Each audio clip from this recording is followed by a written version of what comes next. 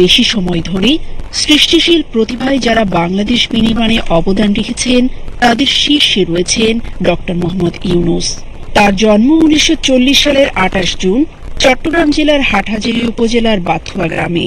School ও কলেজের কৃতি শিক্ষার্থী মোহাম্মদ ইউনূস 1957 সালে ঢাকা বিশ্ববিদ্যালয়ে অর্থনীতি বিভাগের সমান শ্রেণীতে ভর্তি হন এবং সেখান থেকেই বিএ ও এমএ সম্পন্ন করেন।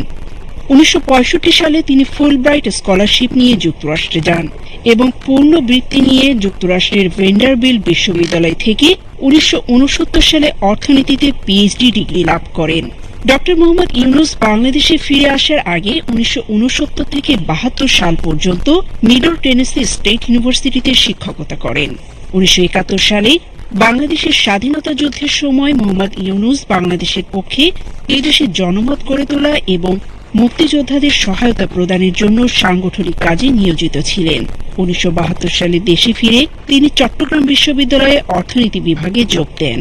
শিক্ষকতার পাশাপাশি ডক্টর ইউনূস দারিদ্রতার বিরুদ্ধে তার সংগ্রাম শুরু করেন 1974 সালে বাংলাদেশে সংঘটিত দুর্ভিক্ষের সময়। তিনি বুঝতে পারেন স্বল্প পরিমাণে ঋণ দরিদ্র মানুষের জীবনমান উন্নয়নে অত্যন্ত কার্যকরী হতে পারে।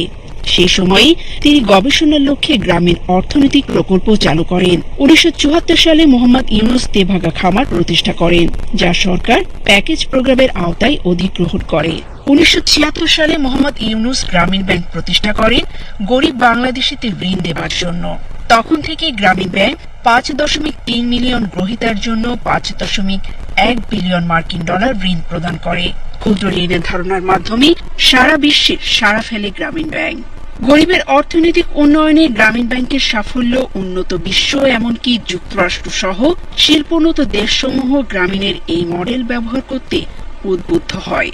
অধ্যাপক ইউনূসের গ্রামীণ ব্যাংকের এই কার্যক্রম বিস্তৃতি লাভ করলে 2006 সালে যৌথভাবে নোবেল শান্তি পুরস্কার লাভ করেন ডক্টর মোহাম্মদ ইউনূস ও তার প্রতিষ্ঠান গ্রামীণ bank. I call upon the Nobel Peace Prize laureate for 2006, Mohamed Yunus, to come forward to receive the gold medal and the diploma.